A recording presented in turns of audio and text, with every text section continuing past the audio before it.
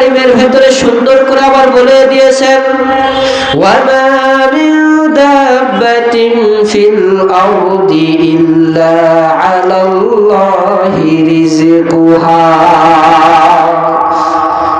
আবার আল্লাহ তাআলা সুন্দর করে কোরআনুল কারীমের ভিতরে বলে দিয়েছেন, পৃথিবীর বুকে যত মানুষ রয়েছে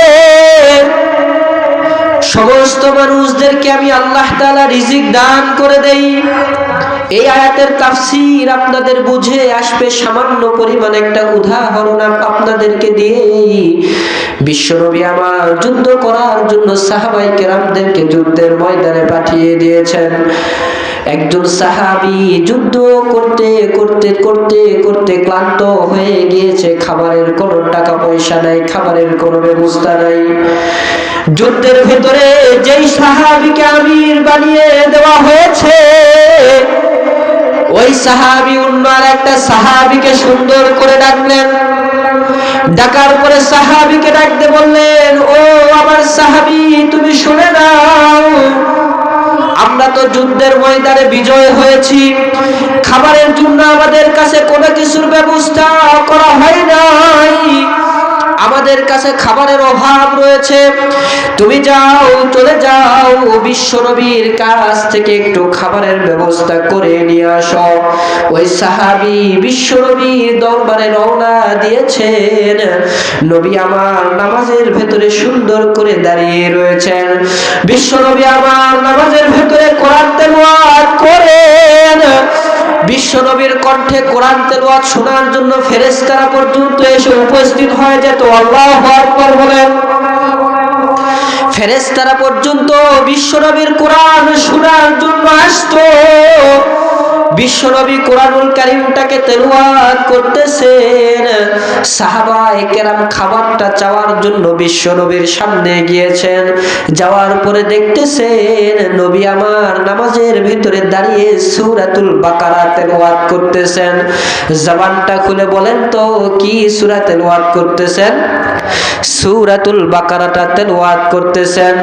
নবী আমার যখন সূরাতুল বাকারা তেলাওয়াত করেন, এই সূরাতুল বাকারার ভেতরে একটা আয়াত রয়েছে। নবী যখন ওই আয়াতটা সুন্দর করে তেলাওয়াত করেন, নবী আমার বলতেছেন, ওয়ামা মিন দাব্বাতিন ফিল আরদি ইল্লা আলাল্লাহি রিজকুহা। বিশ্বনবী আমার যখন আয়াতটা তেলাওয়াত করেছেন, এই আয়াতটা যখন সাহাবায়ে কেরামের কানে এসেছে, সাহাবায়ে কেরাম আয়াতের অর্থ বুঝতে পেরেছেন। আয়াতের ভিতরে আমার আল্লাহ সুন্দর করে বলেছেন, রিজিকের মালিক একমাত্র আমি আল্লাহ। রিজিকের তোমাদের কোনো পেরেশানি নাই, রিজিকের তোমাদের কোনো টেনশন নাই, খানার টেনশন তোমাদেরকে করতে হবে না, আমি আল্লাহ তোমাদেরকে খাবারের ব্যবস্থা করে দিব। সাহাবী যখন এই কথাটা সুন্দর করে শুনেছে, সাহাবায়ে কেরাম কথাটা শোনার পরে বিশ্বনবীর কাছে খাবার চাওয়ার জন্য গিয়েছিলেন। খাবারটার বিশ্বনবীর কাছে চাই নাই। খাবার না চেয়ে আল্লাহর বান্দা সাহাবী এইবার যুদ্ধের ময়দানে সুন্দর করে ফিরে এসেছে। যুদ্ধের ময়দানে আসার পরে যখন বসে রয়েছেন, অন্যান্য সাহাবীরা ডাকতে বললেন, ও আমাদের সাহাবী, তুমি কি বিশ্বনবীর দরবারে খাবার চাইতে গিয়েছিলা নাকি? এই সাহাবী ডাকতে বললেন, হ্যাঁ, আমি খাবার তো চাইতে গিয়েছিলাম, বিশ্বনবী খাবার নিয়ে আমাদের সামনে আসবে, একটু ধৈর্য ধরো। কিন্তু বাস্তবে এই সাহাবী বিশ্বনবীর কাছে এখনো পর্যন্ত খাবার চায় নাই, বিশ্বনবীর কাছে খাবারের কোনো কথা বলে নাই।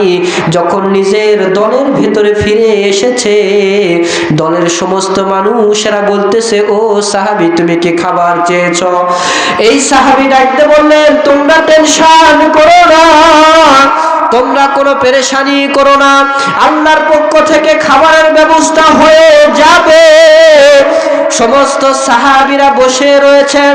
মনে হয় এই সাহাবী আল্লাহর নবীর কাছে খাবার চেয়েছেন, মনে হয় আল্লাহর নবী খাবারটা নিয়ে আমাদের সামনে আসবে। এই চিন্তা করে সমস্ত মানুষরা সেখানে বসে রয়েছেন। সবার পেটের ভেতরে ভাত নাই, খাবার নাই, কোনো কিছুই নাই, পেটটা খালি হয়ে রয়েছে। 1 ঘন্টা 2 ঘন্টা পর দেখতেছে খাবার এখন আসতেছে না। এইবার জামাতের যে আমির সাহেব রয়েছে, এই আমির সাহেব ওই সাহাবীকে ডাকলেন। ওই সাহাবীকে ডাকতে বললেন, ও আমার সাহাবী, তুমি কি খাবার চেয়েছো? বিশ্বনবী কি খাবারটা নিয়ে আসবে নাকি? ওই সাহাবী ডাকতে বলে, চিন্তা করো না, তোমরা পেরেশানি করো না, আল্লাহর পক্ষ থেকে খাবার তাড়াতাড়ি চলে আসবে। এই কথাটা যখন বলেছে, সমস্ত সাহাবায়ে কেরামেরা দেখতেছেন দূরে একজন ব্যক্তি খাবারের বাটি মাথার ভিতরে নিয়ে ডুক ডুক ডুক ডুক করে আসতেছে। এই সাহাবায়ে কেরামেরা ওই খাবারের বাটিটাকে দেখিয়া সবার অন্তরটা ঠান্ডা হয়ে গেছে। সবাই মনে মনে চিন্তা করতেছে, বিশ্বনবী খাবার পাঠিয়ে দিয়েছেন, বিশ্বনবী খাবারের মনে হয় ব্যবস্থা করে দিয়েছেন। সবাই সুন্দর করে বসে খাবারটা খেয়ে নিয়েছেন। যুদ্ধের ময়দান থেকে ফিরে এসেছেন। যুদ্ধের ময়দান থেকে ফিরে আসার পরে বিশ্বনবীকে সুন্দর করে বলা হলো, ও আমার রাসূল, আমরা যুদ্ধের ময়দানে বিজয়ী হয়েছি এবং যুদ্ধের ময়দানে আপনি যদি খাবারটাকে না পাঠিয়ে দিতেন আমরা কখনো বিজয় হইতে পারতাম না। নবী আমার বলে, ও সাহাবী, কি বলতেছো? আমি তো খাবার তোমাদের জন্য পাঠাই নাই, খাবার কোথা থেকে গেল? এইবার সাহাবীকে ডাক দিয়ে আনা হলো। সাহাবীকে বলা হলো, ও সাহাবী, তুমি কি আমার কাছে এসেছো? তুমি কি আমার কাছে খাবার চাইতে এসেছিলা নাকি? ওই সাহাবী ডাকতে বললেন, ইয়া রাসূলুল্লাহ, আপনার কাছে খাবার চাওয়ার জন্য এসেছিলাম, কিন্তু আমি দেখতেছি আপনি নামাজের ভেতরে সুন্দর করে দাঁড়িয়ে রয়েছেন। নামাজের ভেতরে দাঁড়িয়ে থেকে থেকে আপনি কোরআনুল কারীমের আয়াত তেলাওয়াত করতেছেন। তেলাওয়াত করতে করতে আপনি একটা আয়াত তেলাওয়াত করেছেন, যে আয়াতের ভেতরে আমার আল্লাহ সুন্দর করে বলে দিয়েছেন, ওয়ামা মিন দাব্বাতিন ফিল আরদি ইল্লা আলাল্লাহি রিজকুহা। আমার আল্লাহ তাআলা আসমান থেকে সমস্ত মানুষের জন্য রিজিকের ব্যবস্থা করে দেয়। ও নবী, যদি আল্লাহ রিজিকের ব্যবস্থা করে দেয় তাহলে আপনার কাছে আমাকে খাবার চাইতে কেন হবে? এই কারণে আমি আপনার কাছে খাবার চাইতে আর আসি নাই। এই আয়াতটা যখন আপনি তেলাওয়াত করেছেন, এই আয়াতের তাফসীরটা বোঝার পরে আমি ফিরে চলে গিয়েছি। আমি সাহাবায়ে কেরামদেরকে বলেছি, ও আমার সাহাবীরা, তোমরা টেনশন করো না, আল্লাহর পক্ষ থেকে খাবারের ব্যবস্থা হয়ে যাবে। এখন দেখতেছি 2 প্লেট খাবার আমার আল্লাহ ব্যবস্থা করে দিয়েছেন। এই খাবারটা কোথা থেকে আসলো? কে খাবারের ব্যবস্থা করে দিল? ইয়া রাসূলুল্লাহ, আপনি একটু বলে দেন। বিশ্বনবী আমার বললেন, ও আমার সাহাবী, তোমরা শুনে নাও, রিজিকের মালিক একমাত্র আমার আল্লাহ। রিজিক আমার আল্লাহ ছাড়া দুনিয়ার কোনো মানুষ দিতে পারে না। এই কথা যখন তুমি বিশ্বাস করেছো, আমার আল্লাহ খুশি হয়ে তোমাদের জন্য জান্নাত থেকে খাবার পাঠিয়ে দিয়েছেন। আল্লাহু আকবার বলেন। জান্নাত থেকে খাবার, বিশ্বনবীর সাহাবীকে আমার আল্লাহ তাআলা জান্নাত থেকে খাবারটা পাঠিয়ে দিয়েছিলেন, যে ও আমার সাহাবীরা, তোমরা এই খাবারটা খেতে থাকো, কারণ তোমাদের বিশ্বাস হয়েছে যে রিজিকের মালিক একমাত্র আমার আল্লাহ। সুবহানাল্লাহ বলে জবানটা খুলে বলেন তো, রিজিকের মালিক কে?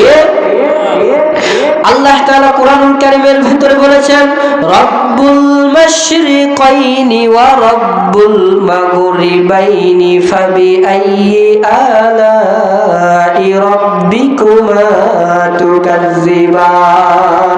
আল্লাহু আকবার বলেন।